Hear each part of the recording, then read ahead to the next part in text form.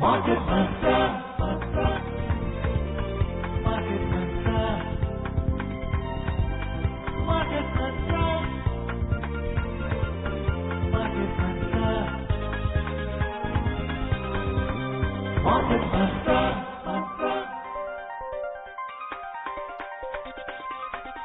Market Mantra. Welcome to this edition of Market Mantra, in which we give you a complete update on the economic, business and stock market news of the day. I'm Arjun Chaudhary and with me is my co-anchor in Hindi, Manoj Pathak. नमस्कार। Market मंत्र के ताजा अंक में आपका स्वागत है। आधे घंटे के इस कार्यक्रम में हमेशा की तरह हम देश और दुनिया की चुनी हुई कारोबारी, आर्थिक और शेयर बाजार से जुड़ी हुई ताजा खबरों को लेकर हाजिर हैं। हमारे साथ खबरों पर चर्चा के लिए ऑनलाइन आमंत्रित हैं वरिष्ठ आर्थिक पत्रकार पुनीत जैन। पुनीत, कार्यक्रम में आपका स्वागत है। धन्यवाद मनोज जी। आइए शुरुआत करते हैं अंग्रेजी में हेडलाइन से, जिसे लेकर मौजूद हैं Arjun Chaudhary. Domestic equity benchmarks end on a flat note amid lack of fresh buying triggers and mixed global cues. Asia Pacific share markets logged mixed trade after overnight selling in US stocks, and Brent crude prices fall below $40 per barrel mark as stockpiles rose unexpectedly. अंतर्राष्ट्रीय बाजारों से मिले जुले रुख के बीच बिना किसी खास उतार चढ़ाव के बंद हुए घरेलू शेयर बाजार। अमरीकी शेयर बाजार में कल हुई गिरावट के बाद आज एशियाई प्रशांत शेयर बाजार में मिला जुला रुख दिखा और अंतर्राष्ट्रीय बाजारों में ब्रेंट कच्चे तेल की कीमत $40 प्रति बैरल से नीचे आई।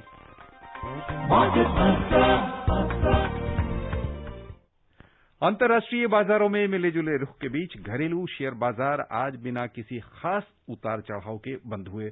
कहीं से कोई क्यू दिख नहीं रहा था। इसका असर निवेशकों में पड़ा और प्रमुख सूचकांक मामूली बढ़त के साथ बंद हुए। बॉम्बे स्टॉक एक्सचेंज का सेंसेक्स आज 14 अंक यानी 0.04% बढ़कर 38,855 पर बंद हुआ। उधर नेशनल स्टॉक एक्सचेंज का निफ्टी 15 अंक यानी 0.13% की वृद्धि के साथ 11,464 दर्ज हुआ। विस्तृत बाजारों पर ध्यान दें तो छोटी और मझोली कंपनियों के शेयरों में अपेक्षाकृत थोड़ी सी तेजी देखने को मिली।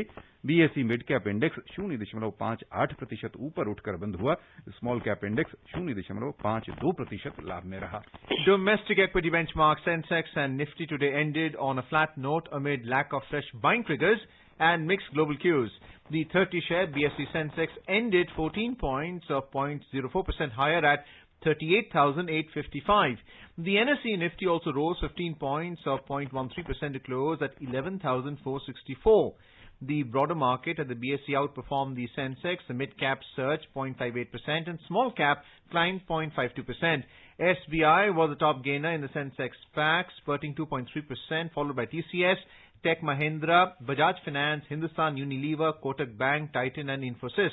On the other hand, IndusInd Bank, Power Grid, Asian Paints, Bharti Airtel and HDFC Bank were among the laggards, dropping up to 1.71%.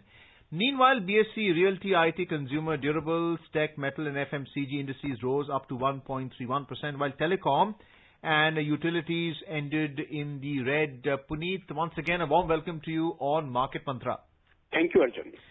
Puneet, just looking at the weekly performance where both the Sensex and the Nifty climbed by 1%, and in today's trade also we saw a marginal rise in the Sensex and Nifty. Do you feel that the market has now touched a ceiling and it would be range bound at this level where Sensex is at 38,855, with news also coming that the FIIs are now turning into net sellers? So, Arjun, this week has actually been a very mixed kind of a week, because if we look at the index, the Nifty and the Sensex, then we find that these indices have managed to close somewhat higher, slightly higher by about 1% this week, largely because of a very substantial gain in Reliance Industries. And Reliance has a very large weight in the indices. So we saw that essentially it was RIL which drove these indices higher. However, interestingly, we find that the mid-caps and small-cap stocks, they have been doing better. There is some buying interest there from retail investors, from mutual funds. And I think that is a very important trend to watch. As far as large caps are concerned, the big stocks are concerned, there has been some profit booking, there has been some churning of stocks there, and also the news from US has been very mixed. We had some disappointment related to vaccine this week. Then there was very big movements in technology stocks in US. They went up and went down very sharply. So I think market is all over the place right now, and investors are kind of taking a breath. They're trying to consolidate the positions, and I think the next phase of this market will be defined maybe after a couple of weeks when the market settles down. What about domestic mutual funds? They had suffered during the pandemic because of valuations dropping like a rock, and right now do you see them booking profits and once again churning the portfolio, as you put it? So domestic mutual funds, they saw, it has been a very interesting story, in fact, as far as mutual funds are concerned. When in the month of April and May, we saw the indices fall very sharply and the NAVs fell, very interestingly, we saw large inflows into mutual funds and large investments came in.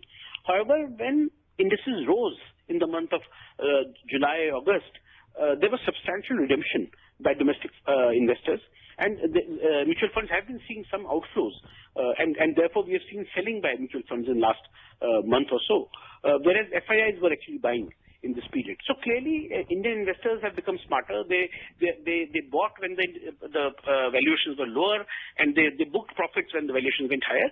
I think now with the market stabilizing and with the sentiment kind of finding a certain base level, I think mutual fund inflows will stabilize. So I'm looking for data from the month of September. If we see some inflows in September, then mutual fund buying should start. However, right now mutual funds are like they're not major players in terms of either making fresh investments or making fresh sales. They have a balanced kind of an approach to the market. Puneet जी, अभी आपने चर्चा की कि mid cap और small cap segment में थोड़ी सी यानी रोचक स्थिति दिख रही है. आज भी कह लें कि सेंसेक्स और निफ्टी पैक की तुलना में इनका प्रदर्शन अपेक्षाकृत ये बेहतर रहा है.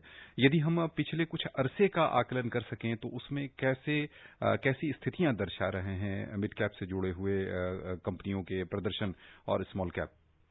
मनोज जी, पिछले 2-3 महीनों में ये कमाल की बात रही है कि जब अर्थव्यवस्था को लेकर चिंताएं थी कि इकोनॉमिक परफॉर्मेंस कैसी रहेगी और क्या जो छोटी और मंझोली कंपनीज हैं ये अपनी सॉल्वेंसी भी बरकरार रख पाएंगी या नहीं, तब हमने देखा कि बाजार में स्टॉक मार्केट में selectively mid caps and small caps में काफी अच्छी बाइंग हुई.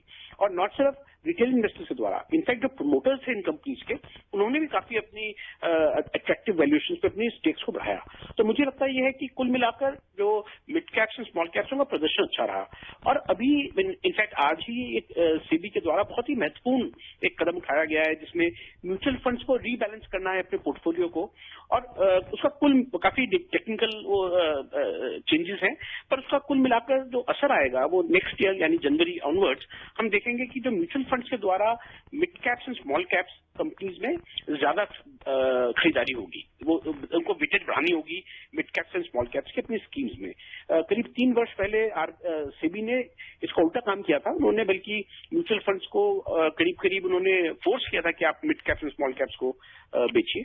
और मुझे लगता है कि वो जो चेंजेस जब ये इम्पैक्ट होंगी इन जनवरी नेक्स्ट ईयर जो उन्होंने आज अनाउंस करी है, उससे और mid caps and small caps में हम और बाइंग देखेंगे by mutual funds.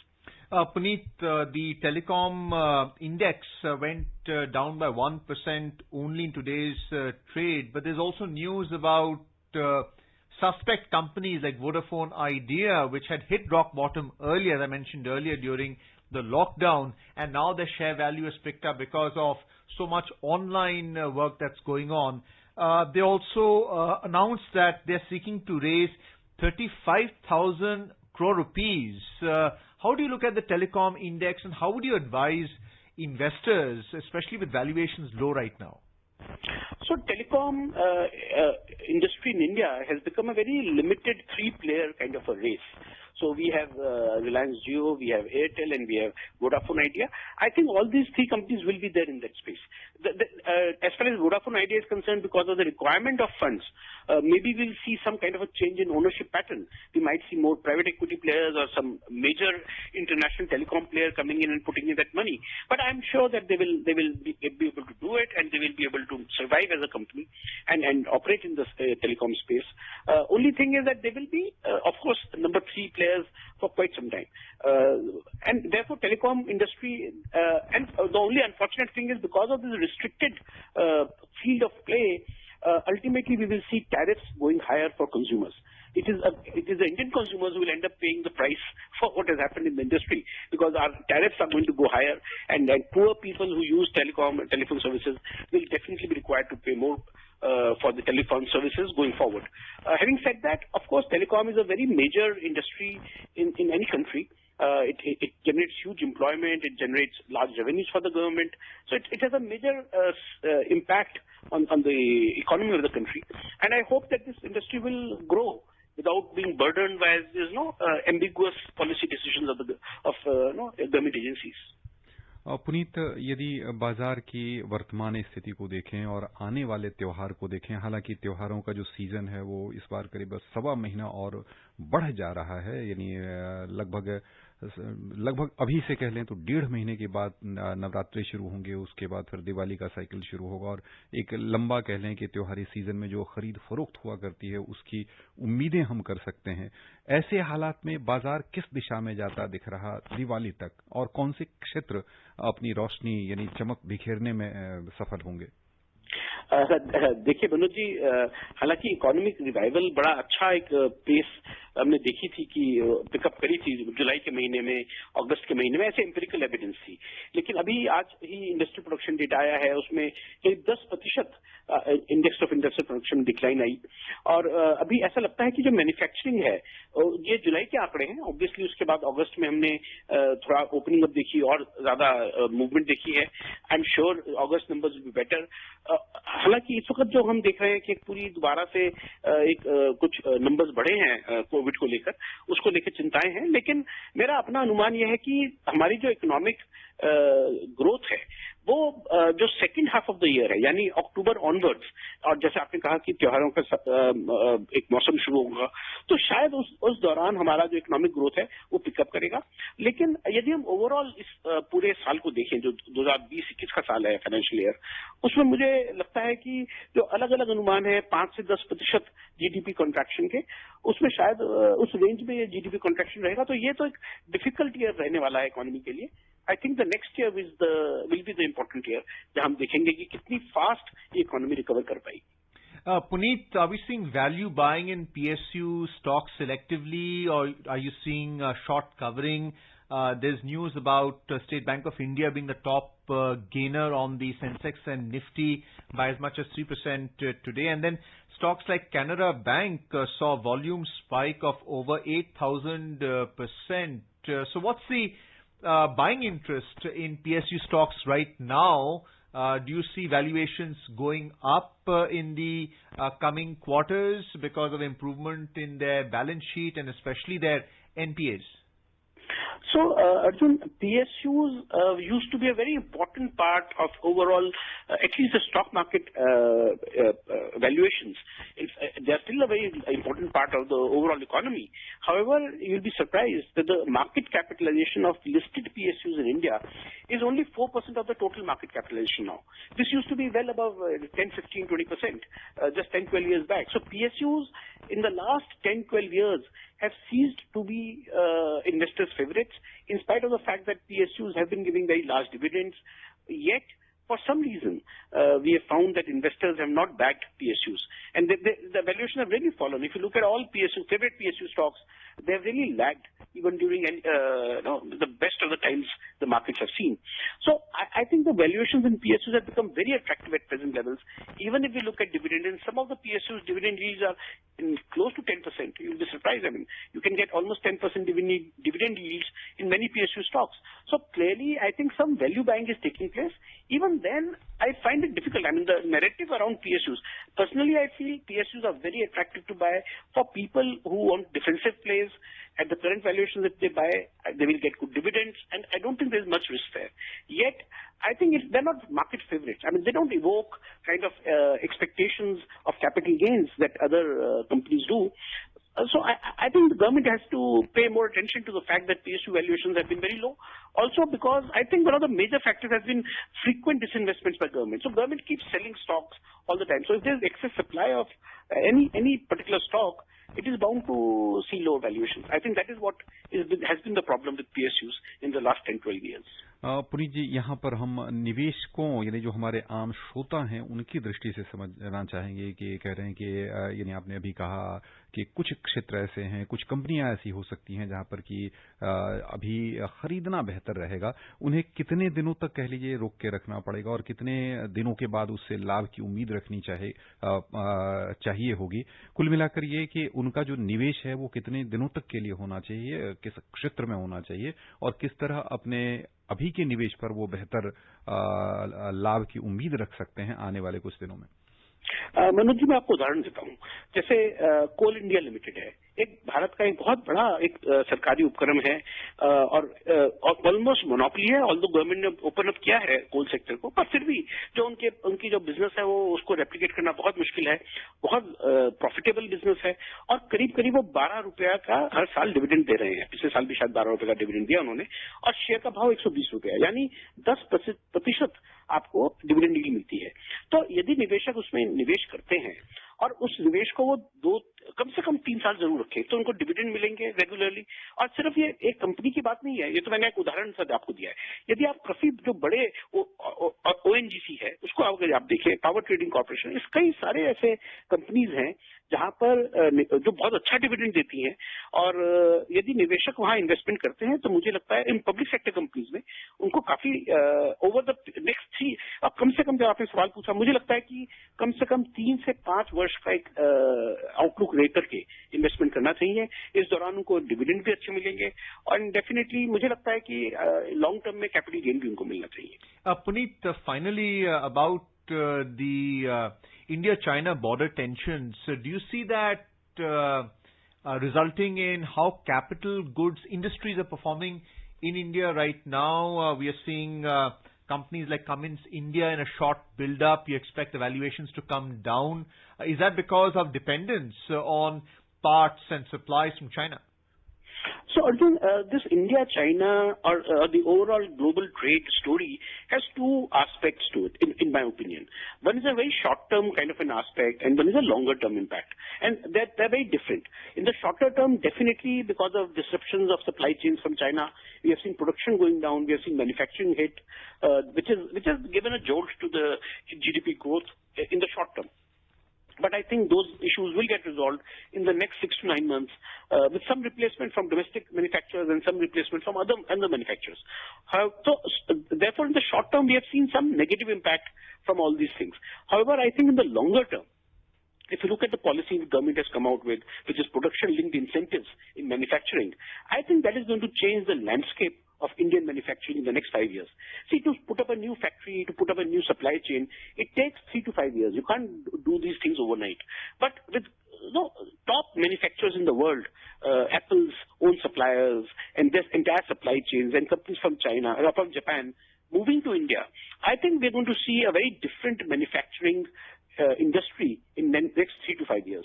And India will definitely become a major hub for manufacture of electronics. For example, government has taken steps to restrict imports of television sets from China. I mean, they're relatively speaking, they're very low technology products. They're purely assembly line kind of products. So definitely India can produce all those with the right technology, with the right scale of operations. I think we are moving in that direction, which is a very smart thing government policy has done. They are giving incentives to manufacturers to come to India and to set up domestic, based on domestic consumption, to set up the manufacturing plants and also to export to other markets. आइए खबरों का सिलसिला आगे बढ़ाएं, चलें वैश्विक बाजारों की ओर। सबसे पहले नजर डालते हैं एशियाई शेयर बाजार पर, जहां आज मिला जुला रुख दिखा है। जापान का निक्केई 225 सूचकांक, चीन का शंघाई कंपोजिट इंडेक्स और हांगकांग का हैंग सेंग 0.8% बढ़त के साथ बंद हुए। उधर दक्षिण कोरिया का कोस्पी और सिंगापुर का स्ट्रेट्स टाइम्स इंडेक्स दोनों बिना किसी खास उतार चढ़ाव के अपने पूर्व स्तर के आसपास बने रहे। यूरोपीय बाजारों की ओर चले तो समाचार तैयार किए जाने तक मिला जुला रुख दिख रहा था। अंतर्दिवसीय कारोबार में लंदन का FTSE 100 0.3% ऊपर चल रहा था, जबकि फ्रांस का CAC 40 0.3% नीचे कारोबार कर रहा था। जर्मनी के डेक्स में भी 0.4% की गिरावट दिख रही थी। Moving on to the U.S. market, the three major U.S. stocks declined yesterday, mainly due to losses in shares of big technology companies. Elevated jobless claims in the U.S. also dented investor sentiment. The Dow Jones Industrial Average lost 1.5%, the S&P 500 plunged 1.8%, and the Nasdaq Composite Index tumbled 2%.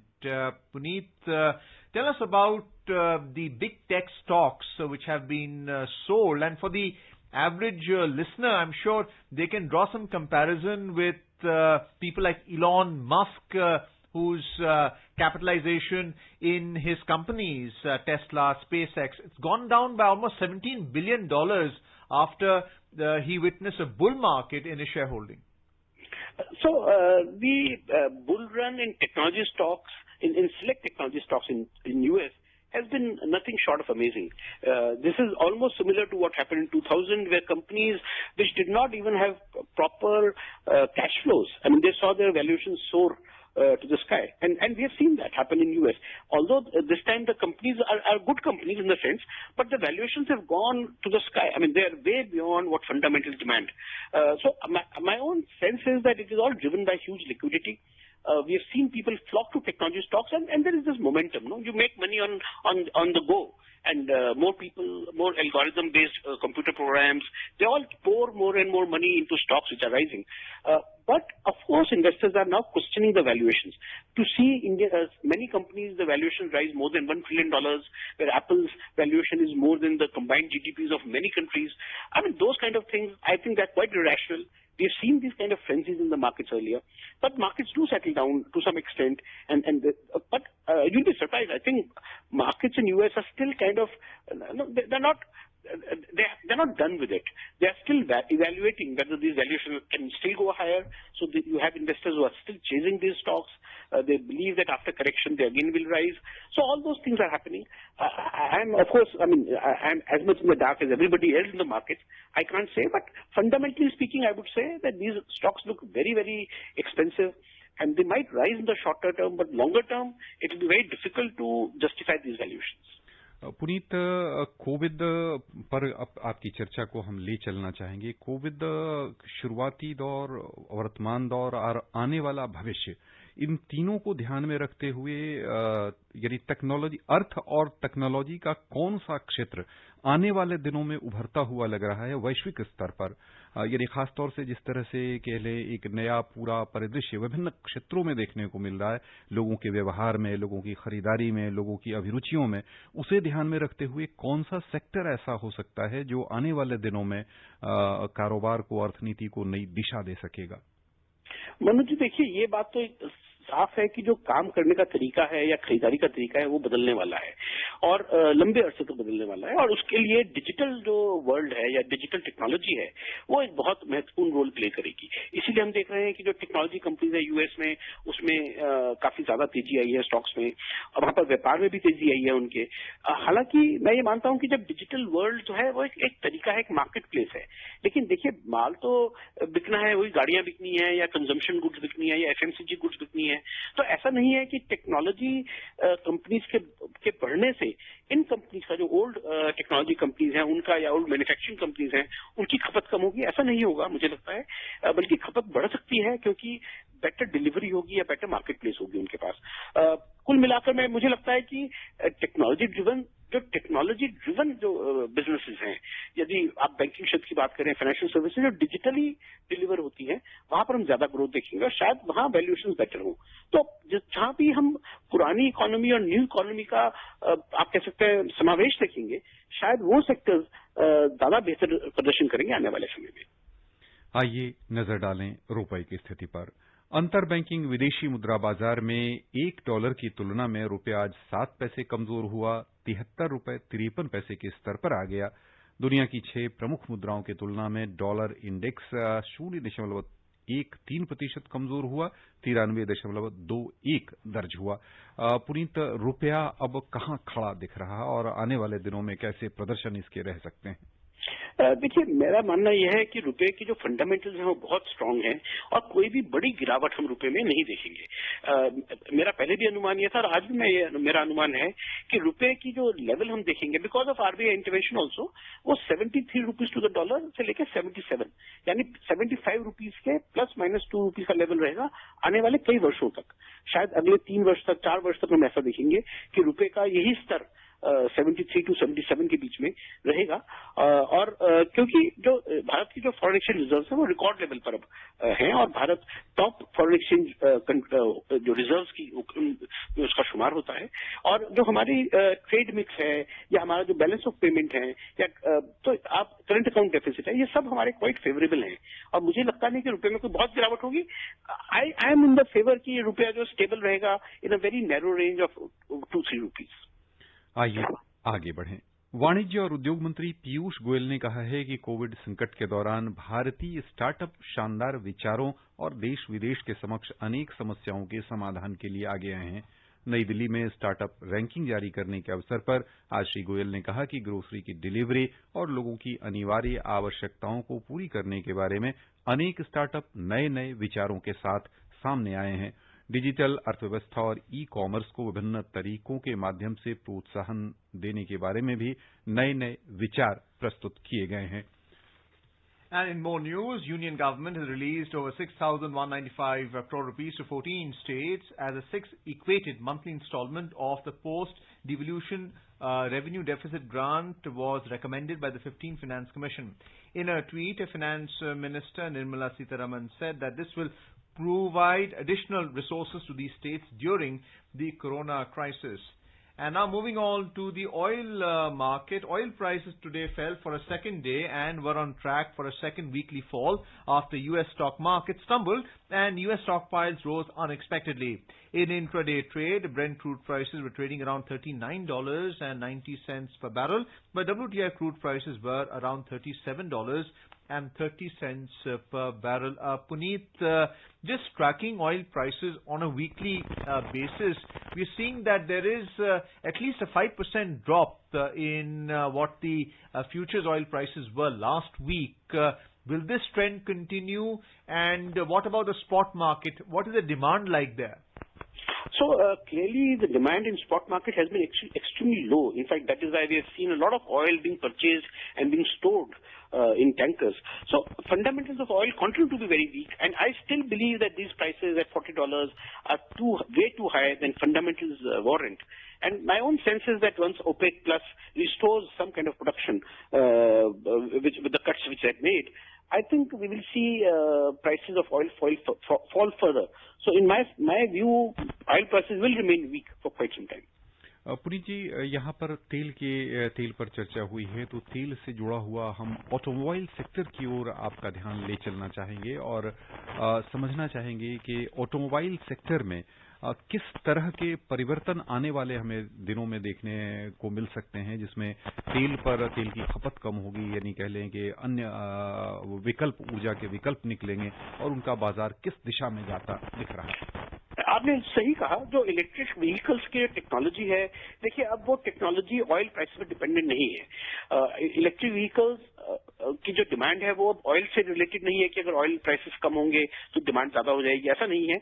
अब तो EV जो है वो ज्यादा आने वाले समय में 10 वर्षों में काफी ज्यादा अडॉप्ट करेंगे और इसलिए मुझे लगता है कि ऑयल के फंडामेंटल, जो मैंने पहले बात की कि ऑयल की डिमांड जो है वो आने वाले समय तक एक स्ट्रक्चरल वीकनेस रहेगी उसके अंदर, वहां हम ज्यादा डिमांड या ज्यादा ग्रोथ नहीं देखेंगे और इस वजह से मुझे लगता है वो ऑयल प्राइसेस नीचे रहने का उम्मीद है। जी, चलें सराफा बाजार। दिल्ली सराफा बाजार में आज सोने का मूल्य 191 रुपए कम हुआ, 52,452 रुपए प्रति 10 ग्राम पर आ गया। चांदी 990 रुपए घटकर 69,441 रुपए प्रति किलो रह गई और अंतर्राष्ट्रीय बाजारों में सोने का मूल्य $1,943 प्रति औंस रहा, थोड़ा सा कम हुआ। बस यहीं पर श्रोताओं की ओर से पुनीत हम आपको बहुत बहुत धन्यवाद देना चाहेंगे। धन्यवाद Manoj ji. And before we close, a reminder of the headlines. Domestic equity benchmarks end on a flat note amid lack of fresh buying triggers and mixed global cues. Asia-Pacific share markets logged mixed trade after overnight selling in U.S. stocks. And Brent crude prices fall below $40 per barrel mark as stockpiles rose unexpectedly. And that's it in this edition of Market Mantra. For now, goodbye.